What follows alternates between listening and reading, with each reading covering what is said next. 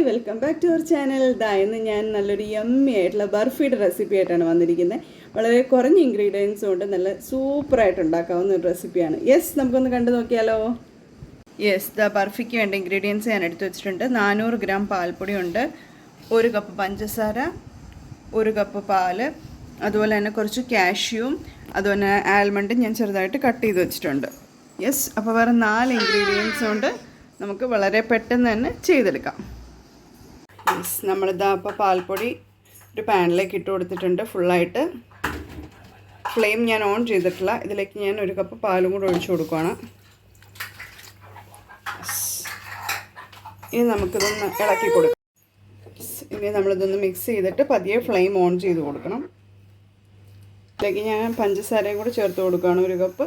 ഇത് നല്ലപോലെ മിക്സ് ചെയ്യാം. ഫ്ലെയിം ഏറ്റവും കുറവ് മീഡിയത്തിലോ അല്ലെങ്കിൽ അതിലും താഴെ ഫ്ലെയിം വെക്കാനായിട്ട് സൂക്ഷിക്കുക. ഇത് നമ്മൾ കണ്ടിന്യൂസ് ആയിട്ട് ഇളക്കി കൊടുക്കാനായിട്ട് ശ്രദ്ധിക്കണം. ആദ്യം ആ പഞ്ചസാരയൊക്കെ മെൽറ്റായി അത് നല്ലപോലെ ലൂസാവും. അതിനുശേഷം ഇത് നല്ലപോലെ ഇളക്കി ഒരു തിക്കായിട്ടുള്ളൊരു കൺസിസ്റ്റൻസി വരെ നമ്മൾ ഇളക്കിക്കൊണ്ട് തന്നെ ഇരിക്കണം, കൈവിടാതെ.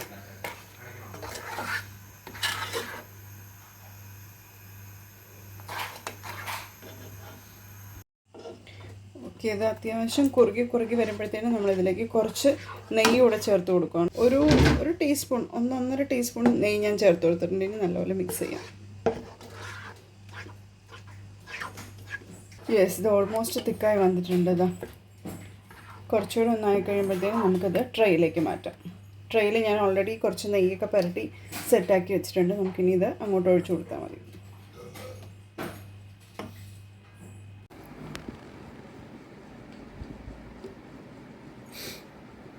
കുറച്ചുകൂടെ തിക്കായാലും കുഴപ്പമില്ല. കുറച്ചുകൂടെ തിക്കായിട്ട് ഒഴിച്ചു കൊടുത്താലും നമുക്ക് നല്ല രീതിയിൽ സെറ്റ് ചെയ്തെടുക്കാം.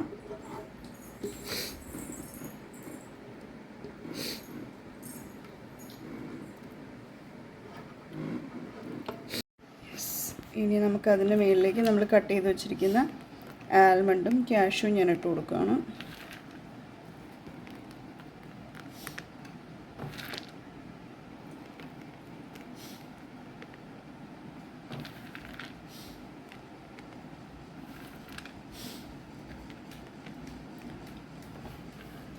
ഇതിൻ്റെ കൂടെ പിസ്തയും കൂടി ഇട്ടാലും നല്ലൊരു ഫ്ലേവർ ആയിരിക്കും. അതുപോലെ നമുക്ക് ഈ ബർഫി ആയിക്കൊണ്ടിരിക്കുമ്പോൾ നമുക്ക് അതിൻ്റെ ഒപ്പം വേണമെങ്കിൽ ഇത് കുറച്ച് ആഡ് ചെയ്യാം. അതിൻ്റെ ഉള്ളിലേക്ക് നല്ലൊരു ഫ്ലേവർ കിട്ടും.